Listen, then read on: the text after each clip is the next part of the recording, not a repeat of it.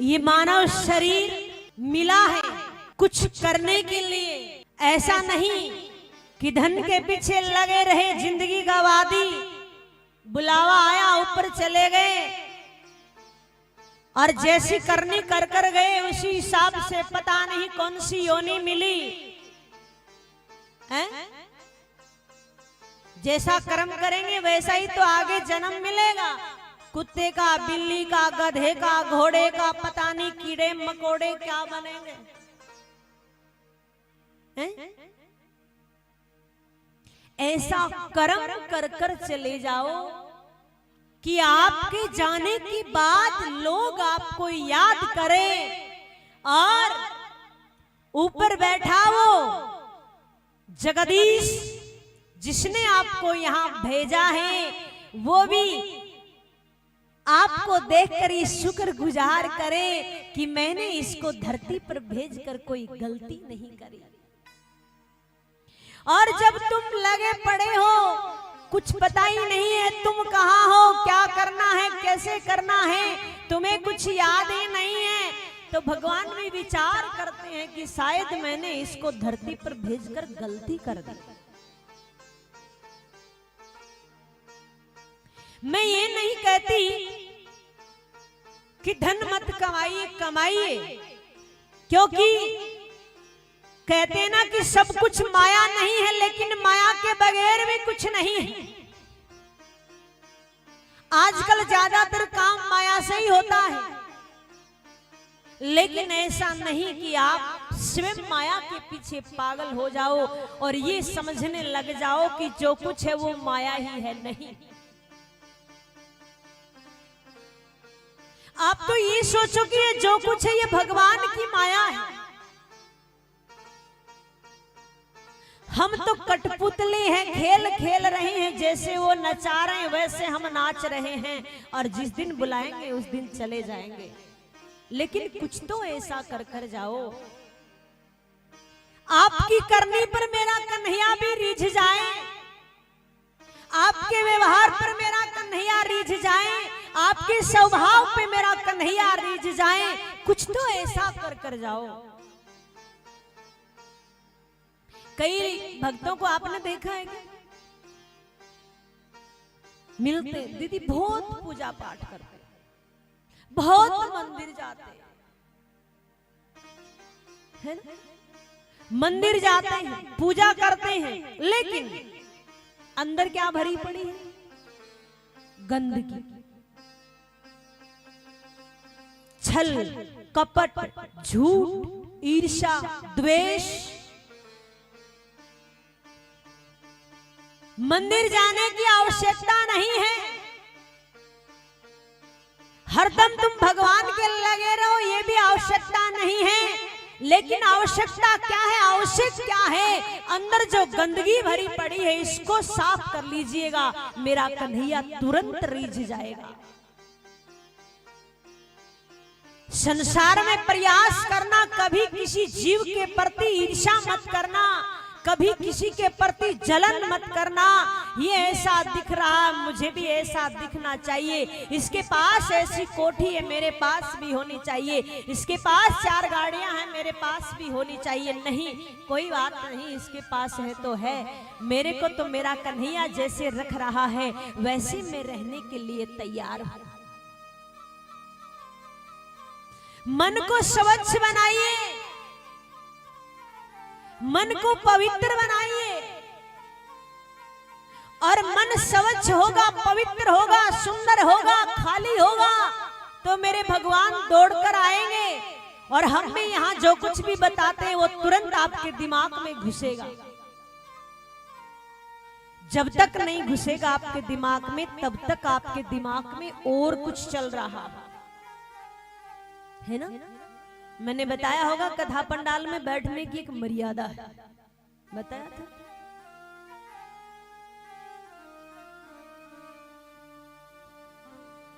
देखिए कथा वही है, कथा वक्ता अलग होते हैं, सबका कथा कहने का अपना तरीका अलग होता है। कोई किस ढंग से सजाता है, कोई किस प्रकार से सजाता है, ये उनका एक सजाने का तरीका होता है। बाकी कथा तो वही है जो आप 4 साल से लगातार सुनते हुए आ रहे हो। लेकिन कुछ ऐसी चर्चा भी आपके बीच में होनी चाहिए जो आपके जीवन को बदल दे, आपके जीवन को संवार दे और कुछ आपके जीवन में परिवर्तन कर दे। इसी को तो कथा कहते हैं, इसी को ही तो कथा कहते हैं कि कथा सुनने के बाद आपके अंदर परिवर्तन आना चाहिए, और नहीं तो आपके स्वभाव में परिवर्तन आना चाहिए। कई बार तो मेरे कन्हैया की इतनी कृपा हो जाती है कि कथा श्रवण करने के बाद लोगों का खाना पीना बदल जाता है, लोगों का स्वभाव बदल जाता है, लोगों का पहनावा बदल जाता है।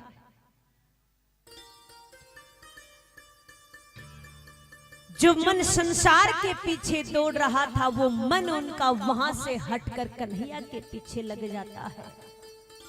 पर ये कब होता है?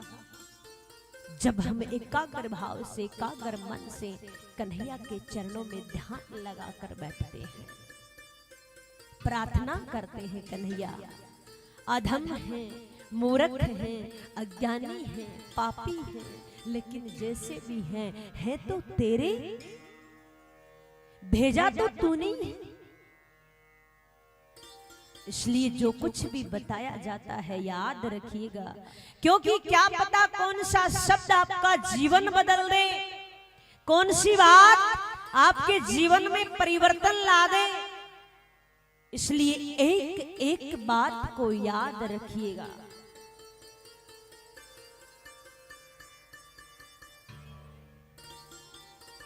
बताया था ब्रह्मा जी ने जब तराजू में तोलना आरंभ किया, एक पलड़े में भागवत जी को रखा, एक पलड़े में समस्त शास्त्रों को विराजमान किया। जैसे ही पलड़े को उठाया, भागवत जी का पलड़ा झुका का झुका रह गया। कैसे? झुकता वही है जिसमें वजन होता है ना? जिसमें कुछ है ही नहीं वो झुकेगा थोड़ी, वो तो सीधा ही खड़ा रहेगा। आपने प्रमाण भी देखे होंगे, जिस वृक्ष के फल लगते हैं वो बिल्कुल झुक जाता है, और पत्थर भी उसी को मारा जाता है जिसके फल लगते हैं।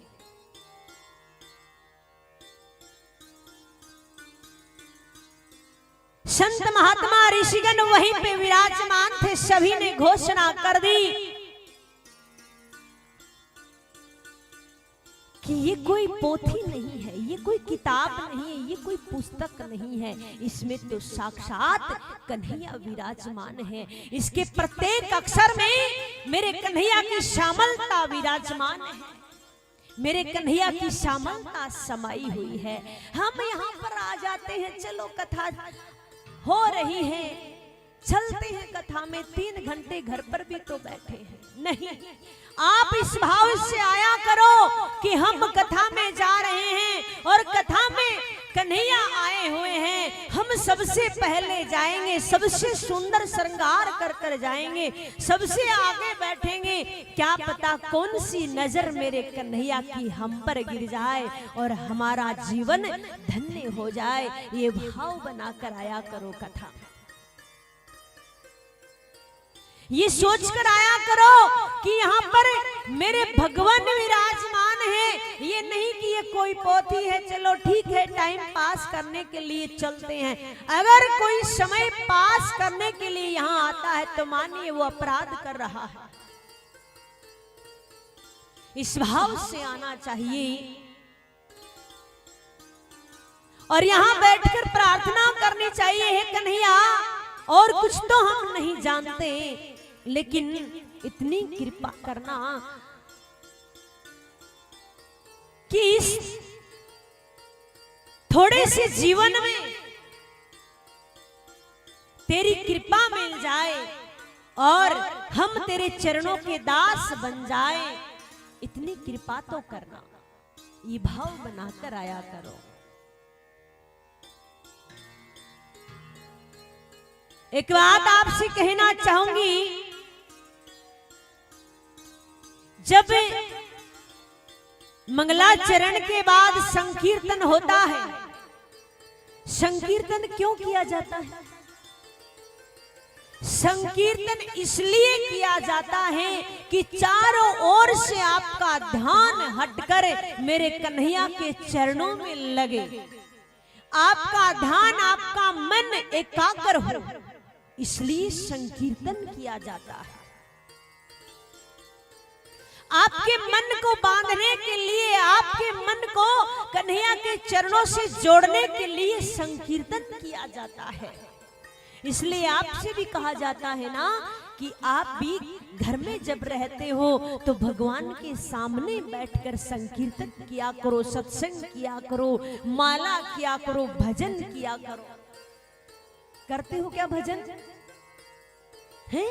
एक बात और कहूंगी, आपके घर में आपका मंदिर है, आपके गांव में कोई भी मंदिर है, जो भी कथा आप यहाँ सुनकर जाते हो वही कथा अपने घर जाकर, अपने गांव के मंदिर में जाकर भगवान के समक्ष बैठकर ये कथा उनको सुनाया करो। भगवान, आज हम आपकी ये कथा सुनकर आए थे। क्यों? जब आप हमारे भगवान को कथा सुनाएंगे तो मेरे भगवान आप पर बड़े प्रसन्न होंगे, बड़े खुश होंगे कि देखिए कितना सुंदर मेरा भक्त है, मेरा दास है, जो मुझे मेरी ही कथा सुना रहा है। आप यहाँ से कुछ लेकर जाया करो, ऐसा नहीं कि आप यहाँ सुना और यहीं का यहीं छोड़कर चल गए। नहीं, यहाँ से कुछ ना कुछ सीख कर जाया करो।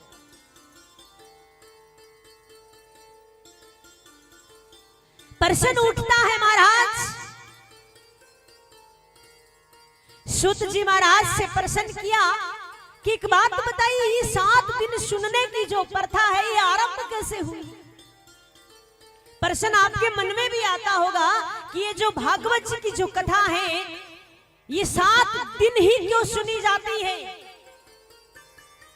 चलो, वैसे तो हम अगर जीवन में लगातार सुने तो भी ये कथा पूर्ण होने वाली नहीं है,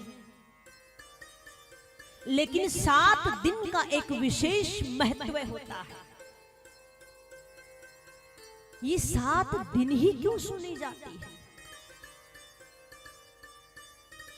और इस कथा को किसने किसको सुनाया? सूत जी महाराज शौनकादिक ऋषियों को कहते हैं कि ये कथा नारद जी को सुनाई थी। किसने सुनाई थी? सनक, सनंदन, सनातन और संत कुमार, इन चारों भाइयों ने मिलकर नारद जी को सुनाई थी। शौनकादिक ऋषि कहते हैं चारों ने मिलकर नारद जी को सुनाई थी, लेकिन नारद जी तो 2 घड़ी से ज्यादा कहीं रुकते ही नहीं, कथा कैसे सुन ली? तो कहा आइए चलिए हम आपको बताते हैं कि उन्होंने ये कथा कैसे सुन ली और क्यों सुन ली और कहां सुन ली। ये जो 4 भाई है संत कुमार, इनको कहा जाता है एक साथ सनक, सनंदन, सनातन और संत कुमार। ये ब्रह्मा जी के 4 पुत्र हैं। अब देखिए, एक समय की बात है, विशालापुरी बद्रीनारायण धाम में चारों भाई सत्संग की इच्छा से विचरण कर रहे थे। संतों का काम क्या है कि सत्संग करें, भजन करें, कीर्तन करें, और कोई अच्छा संत मिल जाए तो बड़ा आनंद हो जाएगा। चारों भाई घूम रहे थे और सामने से नारद जी दिखाई देते। जैसे नारद जी दिखाई दिए चारों भाई बड़े प्रसन्न हुए। क्यों? क्योंकि इनका तो जीवन ही कथा है, कथा मात्रेक जीविना। आज तो बड़ा सुंदर भजन होगा, आज तो बड़ी सुंदर कथा होगी, क्योंकि नारद जी जैसे संत मिल जाए और क्या चाहिए। लेकिन जैसे ही नारद जी पास में आए, उनका मुखमंडल एकदम उतरा हुआ उदास चेहरा देखकर चारों भाई दंग रह गए। नारद जी, ये क्या बात हुई कि आप इस प्रकार से उदास हैं, आप इस प्रकार से चिंतित हैं, क्या बात है? नारद जी को पूछा कि आपका ये मुखमंडल क्यों लटका हुआ है, कारण क्या है, कारण बताइए। नोचितम वद कारणम, रीजन क्या है? जैसे ही ये कहा, नारद जी ने हाथ जोड़ लिए और पांव में लेट गए, चारों भाइयों को प्रणाम किया और कहा, आप अगर पूछना ही चाहते हैं तो मैं आपको बताता हूं।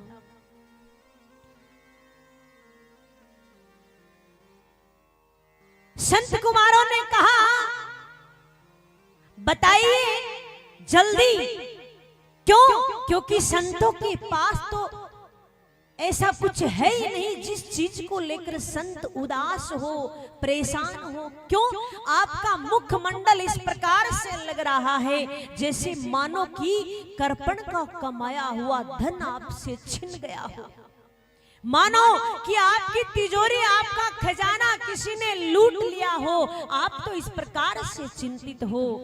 नारद जी, कारण क्या है बताइए। और वो धन संतों का है ही नहीं जो कोई चुरा ले, संतों का तो एक ही धन है। श्रीधाम वृंदावन के संत कहते हैं, क्या? हमारो धन राधा, श्री राधा, श्री राधा। आइए सभी मिलकर इस धन को कमाते हैं। जीवन में बहुत धन कमाया है, लेकिन आइए आज सभी मिलकर इसी धन को कमाते हैं बड़े भाव से।